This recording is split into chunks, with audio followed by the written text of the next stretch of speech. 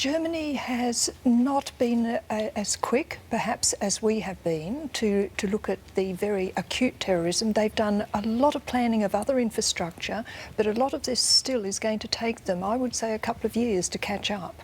And they really have to engineer. You can't have any space where a vehicle at speed, all around the city, you would see, no vehicle distances at speed can't be got. And in those markets, it's flimsy vehicles, there is just no protection, and you can't shoot the people to stop them.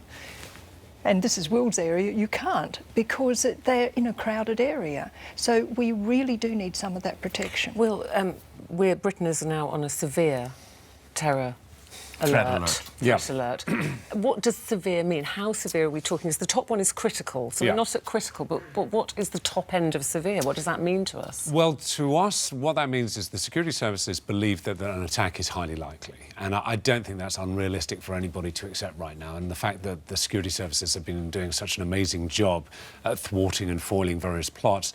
But certainly contacts of mine have said we're at the very highest end before it becomes critical. And critical is when they know of a particular plot that will materialise.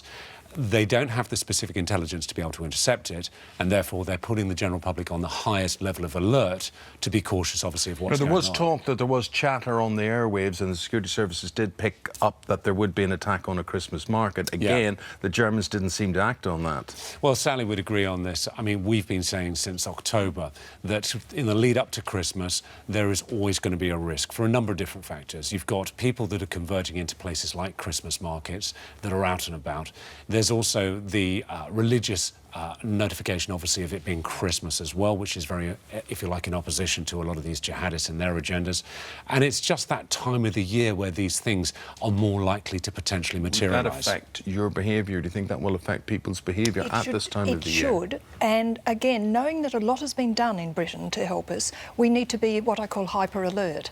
And parents with children shouldn't go right into crowds. You stay on the periphery. You know you need more space with children to get away quickly.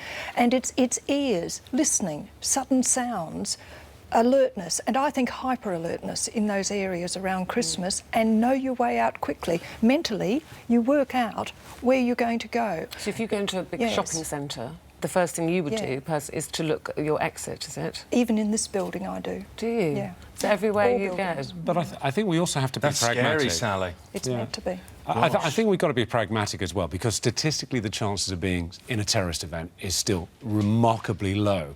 And I think in terms of certainly some of the ideas and suggestions that Sally's just made, we just have to be situationally aware. You're probably more likely to be robbed or mugged at a Christmas market than you are to be in a terrorist event, and we've got to remember that. However, that level of situational awareness, even about our own personal possessions and ourselves, will cascade obviously forward to the potential risks of terrorism. Well, and the only difference we grew up is reporting in the 70s, late 70s, where the IRA threat, and I was at school in London, and we were always alert, and so the public... You should have been in Belfast. Yeah. Next big crowd event, New Year's Eve. Count me out. I'll sit at home, I'll watch it on the telly. I don't know many other people who like me. Would you really want to head into big crowds like somewhere like London? There must be a real risk here, Will. There is a potential risk, but there is a risk in any large congregation of people at the moment. In this climate of terrorism, it's something that we all have to be conscious of. But the one thing that we need to take some reassurance by is, although we can't have 100% security, is that we are at the cutting edge in the UK in terms of counter-terrorism, in terms of what capabilities, layers of protection that the authorities are putting in place, whether it be reconnaissance and hostile surveillance detection by members of special forces who are working in plain clothes right now in crowded areas, to the rehearsal exercises that they undertake almost on a weekly basis for marauding terrorist firearms attacks, even down to the Birmingham Christmas Fair and the Newcastle Christmas Fair, who've actually put concrete barriers in place, which was sadly lacking in Berlin by all accounts. I almost think that they should close roads around any kind of public event like that, so there can't be any traffic. No, but they can do an assessment, and what we've found is that British tourists abroad are often more aware And when you hear the survival stories, they've often picked up a lot earlier. So I think we are more alert and more alert when we're abroad. So I think when travelling, but it's really families and children that are my concern because they need that extra time and space. All these politicians and all these people who go on about deprivation of human rights and civil liberties and all this, they all become very quiet at this particular time. Do the security forces have access to everything they need to have access to? To be honest, there have been some changes in the investigatory powers, which have allowed the security services, obviously, to have greater tools of intercepting, obviously, communications and monitoring, certainly social media.